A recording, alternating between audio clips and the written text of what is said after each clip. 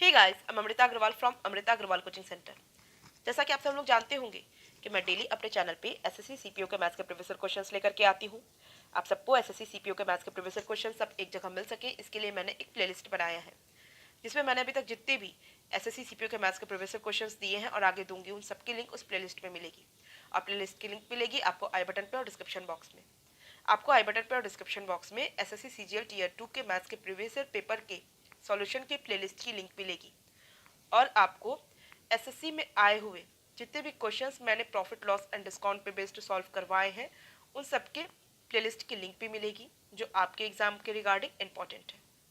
आपके एग्जाम में successive discount पे बहुत ज़्यादा क्वेश्चंस पूछे जाते हैं, तो अभी मैं आपके लिए कुछ क्वेश्चन सक्सेसिव डिस्काउंट पे बेस्ड लेकर के आई हूँ।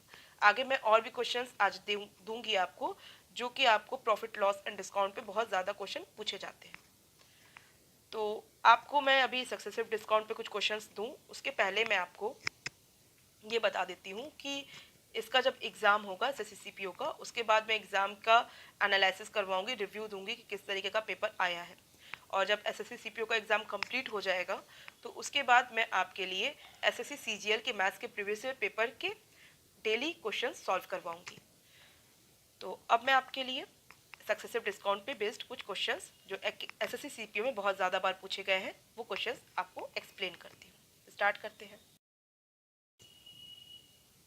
क्वेश्चन है, three successive discounts of 12%, 13% and 11% are equivalent to an approximate single discount of.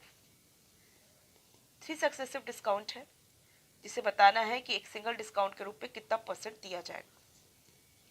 तो सबसे पहले मैं इसका आपको बेसिक कंसेप्ट क्लियर कराऊंगी, उसके बाद आपको इसका शॉर्ट फार्मूला दूंगी जिससे कि आपको सारे पॉइंट्स अच्छे से क्लियर समझ में आएंगे।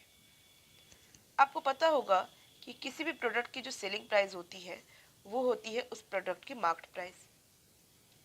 लेकिन अगर दुकानदार कुछ डिस्काउंट करना चाहता है तो सेलिंग प्राइस क्या हो जाती है, मार्क प्राइस माइनस डिस्काउंट। जो उसकी मार्क प्राइस प्रोडक्ट की बनी होती है उसमें कुछ रुपीस को कम कर देता है और इस तरीके से उस प्रोडक्ट की जो सेलिंग प्राइस होती है जिसमें आप उस प्रोडक्ट को परचेस करते हैं। तो अगर डिस्काउंट परसेंट के रूप में दिया जाए, मान लीजिए 12% का दुकानदार ने कह दिया कि आपको फिक्स डिस्काउंट मैं दूंगा ही दूंगा, तो ये जो 12% का डिस्काउंट होगा वो किस पे दिया जाएगा, इसकी मार्केट प्राइस, जो पहले इसकी वही सेलिंग प्राइस ही थी। तो इसकी मार्केट प्राइस में 12% का डिस्काउंट दिया जाएगा। तो इस तरीके से डिस्काउंट क्या हो गया, डिस्काउंट होगा 12% ऑफ मार्केट प्राइस। और इस तरीके से जो सेलिंग प्राइस मिली वो क्या मिली, 100% of market price minus 12% of market price means 88% of market price. तो मीन्स जब कोई डिस्काउंट नहीं दिया जा रहा था तो मार्केट प्राइस ही इसकी सेलिंग प्राइस थी।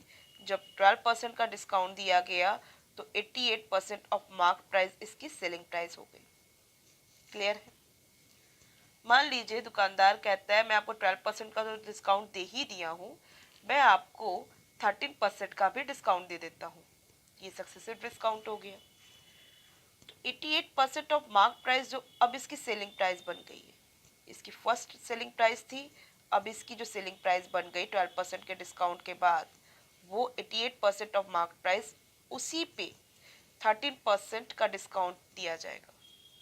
तो इस पे जब 13% का डिस्काउंट दिया जाएगा तो अब जो नई आपको सेलिंग प्राइस बनेगी वो नई सेलिंग प्राइस क्या होगी, 87% ऑफ 88% ऑफ मार्केट प्राइस। क्योंकि 13% डिस्काउंट जो इसमें है, इसकी जो सेलिंग प्राइस पे है वो क्या हो जाएगा, कम कर दिया जाएगा। तो 87% ऑफ 88% ऑफ मार्केट प्राइस आपको फाइनल आपको सेलिंग प्राइस के रूप में मिला। लेकिन अगर कह दिया जाए कि मैं आपको इसके बाद भी एक और डिस्काउंट करता हूँ 11% का, 11% का अगर आपको सक्सेसिव डिस्काउंट हो रहा है तो ये जो फोर्थ आपको जो फाइनल सक्सेसिव डिस्काउंट के रूप में और आपको सेलिंग प्राइस के रूप में जो मिलेगा, जो फाइनल सेलिंग प्राइस होगी वो क्या हो जाएगी, अब 11% भी हम क्या करेंगे, कम कर देंगे। मीन्स अब हो जाएगी 89% of 87% of 88% of market price.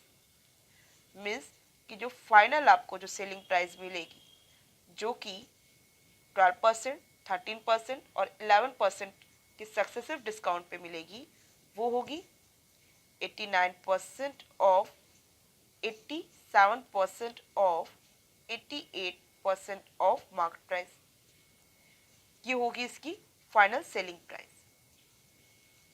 आपको पता रहा जब सिंगल डिस्काउंट के रूप में 12% दिया गया रहा तो इसकी सेलिंग प्राइस क्या बनी थी? सेलिंग प्राइस बनी थी 88% ऑफ मार्केट प्राइस। तो इसका मतलब मुझे अगर सिंगल डिस्काउंट बताना है तो मुझे क्या करना होगा?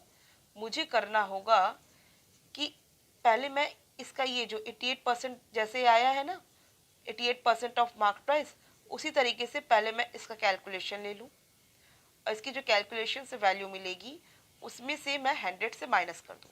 ये जो वैल्यू होगी उसे मैं 100 से माइनस कर दूंगी, मुझे पता चल जाएगा कि एक सिंगल डिस्काउंट के रूप में कितना परसेंट दिया जा रहा है। जैसे कि जब 12% सिंगल डिस्काउंट के रूप में दिया गया रहा तो यहाँ क्या मिला था? यहाँ 88% मिला था ना, सेलिंग प्राइस आपको मिली थी 88% ऑफ मार्केट प्राइस। उसी तरीके से यहाँ पे जो वैल्यू मिलेगी उसे मैं क्या करूँगी? 100 से माइनस कर दूंगी, मुझे एक सिंगल डिस्काउंट मिल जाएगा। जैसा कि आप 100 से 88 माइनस करते हैं तो आपको 12% एक सिंगल परसेंट का डिस्काउंट मिल जाता है। तो 89% ऑफ 87% ऑफ 88 करेंगे तो मुझे क्या मिल जाएगा? 89 अपॉन 100 इंटू 87 अपॉन 100 इंटू 88, जो कि वैल्यू होगी 68.134। और इसे मैं जब 100 से माइनस करूंगी तो मुझे वैल्यू क्या मिल जाएगी? 31.866, जो कि अप्रॉक्सीमेट में वैल्यू हो जाएगी 32%।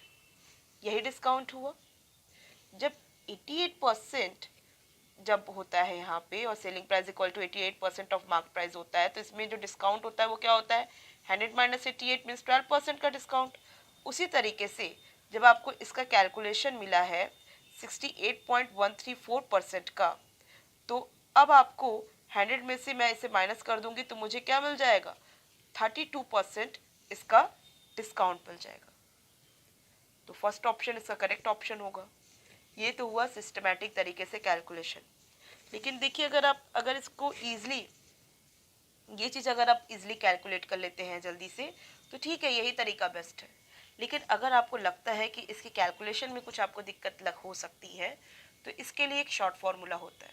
जैसे कि आपको 12, 13 और 11 का सक्सेसिव डिस्काउंट का एक फाइनल सिंगल डिस्काउंट बताना है तो सबसे पहले आपको 12 और 13 का सिंगल डिस्काउंट निकालना होगा और इसका जो सिंगल डिस्काउंट निकलेगा उस सिंगल डिस्काउंट को आप 11% के साथ सक्सेसिव डिस्काउंट के रूप में निकालेंगे और फिर जो आपको फाइनल एक सिंगल डिस्काउंट मिलेगा वही आपका फाइनल आंसर होगा।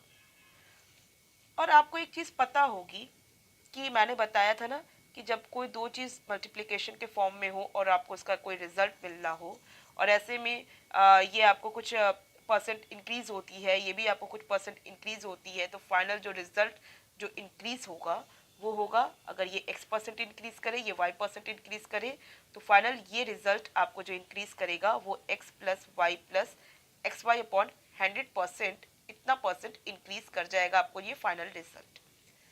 अब यहाँ पे क्या है कि 12 और 13 इतना परसेंट डिस्काउंट दिया जा रहा है, मीन्स डिक्रीज कर रहा है। तो ऐसे में क्या हो जाएगा कि जब ये भी आपको माइनस है, ये भी माइनस है, तो 12 ये भी माइनस के रूप में, 13 ये भी माइनस के रूप में, तो minus into minus equal two plus, आपको 12 इंटू 13 अपॉन 100 ये मिला। इसे आप कैलकुलेट करेंगे तो आपको क्या मिल जाएगा? आपको मिल जाएगा 25 माइनस 25 प्लस, इसे कैलकुलेट करेंगे मिल जाएगा 156, जो कि 156 अपॉन 100 मीन्स 1.56। और इस तरीके से आपको जो वैल्यू मिलेगी वो मिल जाएगी 23.44। ये माइनस के रूप में होगी इतना परसेंट, क्योंकि ये चीज़ माइनस को दिखाता है कि ये चीज़ डिस्काउंट हो रही है। तो अगर आप डिस्काउंट वर्ड बोल दिए तो वो अपने आप में माइनस है, तो फाइनल आपको जो डिस्काउंट मिला वो कितना मिला? 23.44%। तो आपको 12 और 13 का एक सिंगल डिस्काउंट मिला है 23.44% का। लेकिन मुझे तो इन तीनों का सिंगल डिस्काउंट निकालना है, तो मैं इसका जो सिंगल डिस्काउंट मिला है इसे एक जगह रखती हूँ और फिर इसके साथ कैलकुलेट करके इसी तरीके से फाइनल एक सिंगल डिस्काउंट निकालती हूँ। फाइनल मुझे 23.44 और 11% का मुझे एक सिंगल डिस्काउंट निकालना है। तो आप क्या करेंगे, 23.44 minus 11 plus 23.44 into 11 divided by 100, इसे कैलकुलेट करेंगे। यहाँ मिल जाएगा -34.44 प्लस 257.84 डिवाइडेड बाई 100, जो कि हो जाएगा -34.44 प्लस 2.5784, जो कि वैल्यू मुझे मिलेगी -31.866, जो कि अप्रॉक्सीमेट में वैल्यू क्या हो जाएगी 32%। ये माइनस में है, मीन्स ये डिस्काउंट कितना हो गया 32% का डिस्काउंट हो गया। ठीक है, तो फर्स्ट ऑप्शन करेक्ट ऑप्शन होगा। सेकंड जो मेथड है, आप इसे बहुत स्पीड में वैल्यू फाइंड आउट कर सकते हैं, और फर्स्ट मेथड से भी आप स्पीड में वैल्यू फाइंड आउट कर सकते हैं। बस यही है कि अगर आप स्पीडली कैलकुलेशन कर लेते हैं तो अब मैं नेक्स्ट क्वेश्चन पे चलती हूँ। नेक्स्ट क्वेश्चन है, a single discount equivalent to 3 successive discount of 6%, 15% and 14% is।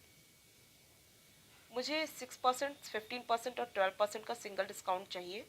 तो मैं क्या करती हूँ, सबसे पहले 6 और 15 इसका मैं सिंगल डिस्काउंट निकाल लेती हूँ। जिसका सिंगल डिस्काउंट आएगा उसको मैं 14% के साथ सिंगल डिस्काउंट निकाल लूँगी, और वो जो वैल्यू होगी वही फाइनल डिस्काउंट होगी।